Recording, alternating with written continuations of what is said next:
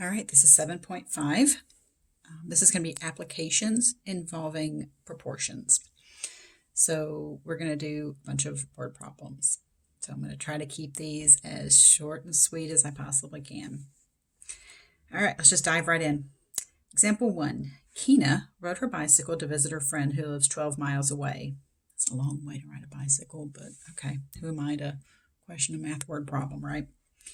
On her way there, her average speed was 5 miles per hour faster than on her way back. So her speed on her way there, her speed wasn't 5. It was 5 faster than on her way back. Well, yeah, she's more eager to get there. On the way back, she's kind of tired, I guess. So if Keena spent a total of 2 hours bicycling, find the two rates. These are very similar to back in 3.3 when we did distance, rate, time problems. So it makes sense that we're going to revisit this. Yes, the rate times time equals distance. We know her distance is 12 miles, right? We got the way there and the way back.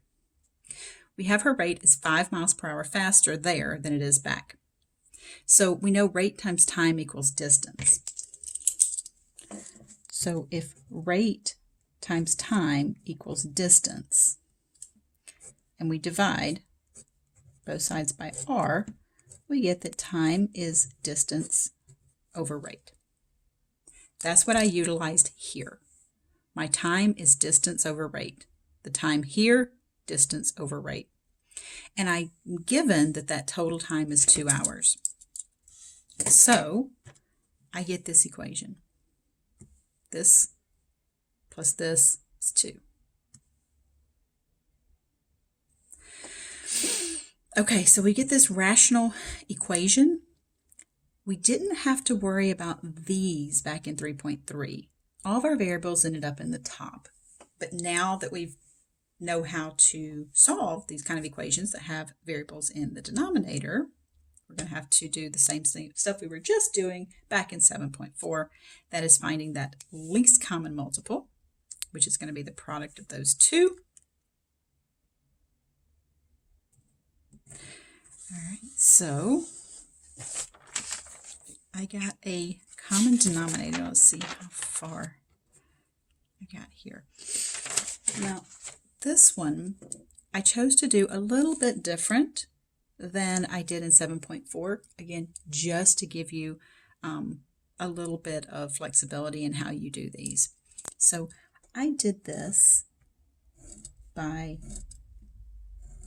getting a common denominator. In the last section, I multiplied by that least common multiple here. In this one, I just went ahead and got a common denominator for the two, kind of like when we added and subtracted. So I decided to maybe try it that way to see if maybe that makes a little bit more sense. So this stuff is similar to when we added and subtracted in 7.2. So I multiplied by 1 here, I multiplied by 1 here. Let me kind of color code those for you real quick. So I get that R and that R. Then over here I get this R plus 5 over R plus 5. So I put an R plus 5 right there. And then when I do that,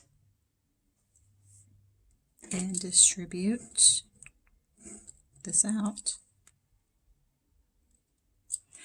you can see that that 2 is still hanging out over there. So what my goal is going to be is to combine the left side using common denominators, and then you get a proportion. So you can just cross multiply it. That's a different approach to solving those equations like we did in the last section. If you prefer to multiply through, each term by this, if you liked that technique, I can certainly redo these and do that technique. Just let me know and I can do that. All right, so we get this.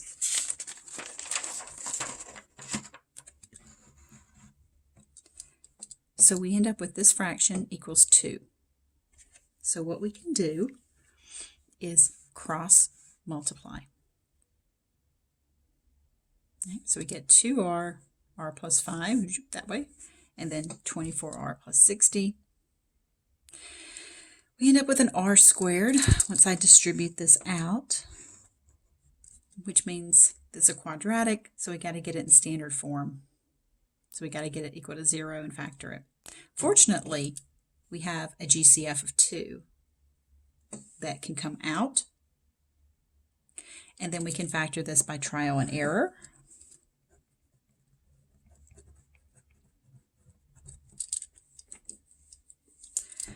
Once we get it factored, we don't have to worry about that 2. We don't get an answer from that. We just split those 2 apart. We get -3 and 10. She's not riding her bicycle at -3 miles per hour. She is not time traveling. However, if she was, she would probably be time traveling away from the year 2020 because that's just a hot dumpster fire of a year. So we get 10 miles per hour. So the rate from her friend's house is 10 because that was the one I called R, which means the rate to her friend's house was 15. Now remember, she's on a bicycle, so you don't want these to be too crazy. Okay? You don't want her rate to be like 100 miles an hour. If she's riding a bicycle at 100 miles an hour, she's a freaking boss. And she must have like calf muscles and quads for days. So yeah, make sure that you keep these answers pretty reasonable.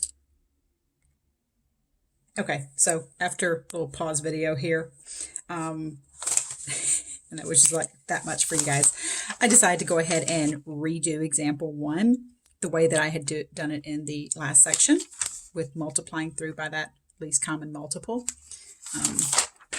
Just because, I know that I saw in Hawks that they did it this way where they got that common factor, so I kind of did it that way as well.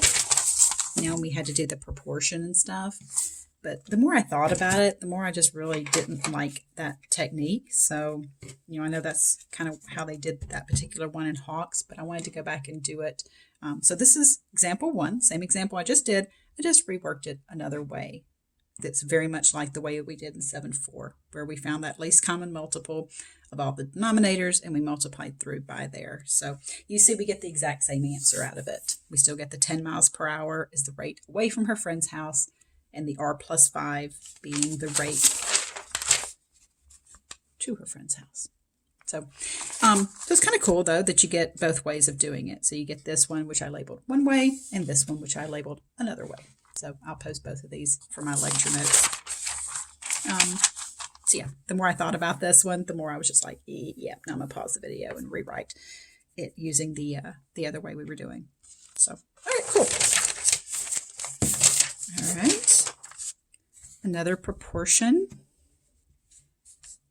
problem is sales tax. You can do that by setting up a proportion and solving it. Sales tax is 3 cents per $1. So that would be a 3% sales tax. How much is an item that has a 72 cents sales tax? Well, we can set up a proportion here. And I set it up as cents of sales tax over dollars. So I usually write that kind of stuff out for my proportion just so you can help keep your fractions in the same order. So it's 3 cents for $1 is 72 cents for how many dollars? That's just a nice simple proportion where we can just cross multiply. We get 3x equals 72, and then I just divided both sides by 3, so I get $24. So I remember seeing one kind of like that show up somewhere. I don't know if it was in the practice or in the certified, but it showed up somewhere. So another type of proportion problem. On a zoo trip, the ratio of adults to children is 6 to 15. If there's 273 people attending, that makes things a lot harder for us. How many of them are adults? All right, so I'm going to set up a proportion of the ratio of adults to children. So I know the ratio of adults to children is 6 to 15. Now here's the problem. I don't know how many adults, and I don't know how many children. All I know is there's 273 people total. That's adults and kids. So I'm going to have to use that 273. So if I let X be the number of adults, then 273 minus the number of adults is the number of children. So you can see I end up with a proportion that has variables on the top and the bottom, but at least it's the same variable. So you don't want to use like x and y. That wouldn't be very helpful because we don't know how to solve equations with two variables yet. All right, so this type I know shows up in Hawks, so at least you know kind of have this guide that if you have that total, you know to do this subtraction, kind of set it up like this. Now once you get to this point, you just got to cross multiply because it's just fraction equals fraction, so we can just cross multiply, distribute that 6 out. I do need to get my variables on the same side, so I went ahead and chose to add the 6x over to here rather than moving the 15 over and then moving that over. And then I divided by 21. So you can see I'm getting a lot quicker with the equations. I'm writing a lot less and stuff because I'm hoping by now we've done so many equations that you're just kind of, a lot more comfortable with them by now. Okay, that was example 3. So let's go to example 4. This one's kind of blotchy here because, my pen just spazzed out on me. One number is a third of another number. Their sum, remember that means add, is 980. Find the numbers. Now notice that means plural. I'm going to have to find 2 answers. So one number is a third of another. So notice my equations here. One number is 1/3 of another number. There's my first sentence right there. Their sum is 980. Find the numbers. Now, here's where it gets a little messy. I have 2 variables, but what I'm going to do, instead of using x here, because I know that x is the same as 1/3 y, I'm just going to replace 1/3 y because I know I have one number and the other one's a third of that number. So what I can do is group those together into one equation.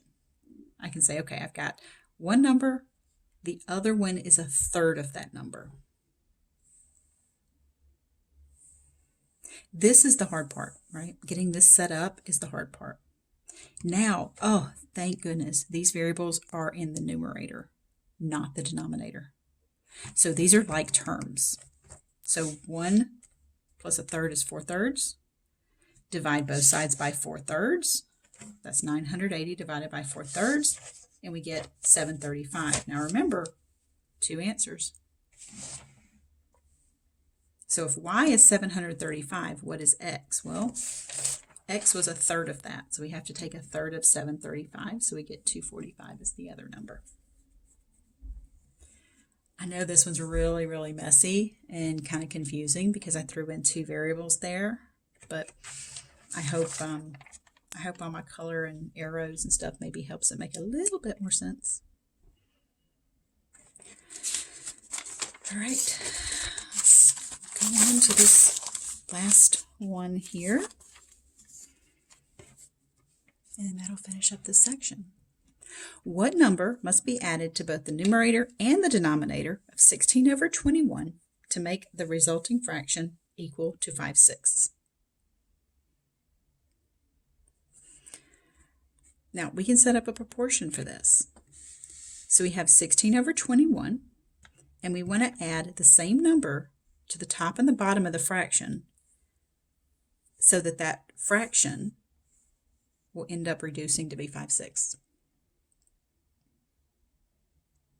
All right, so once we get this set up, that's the hard part. Now all we have to do is cross multiply to solve that proportion. So we're going to cross multiply. So pause the video, distribute that out, and then solve that equation that results. All right, so distributing that out, subtracting 5x to get the variables on the same side, then moving that constant to the other side, we get x equals 9. So here's what that means. So just really quick, we can check this, right? If we do a fraction, we do 16 plus 9 on the top then we have 21 plus 9 on the bottom, that fraction should simplify to be 5/6. So there's a way to check that answer. All right. So that concludes section 7.5.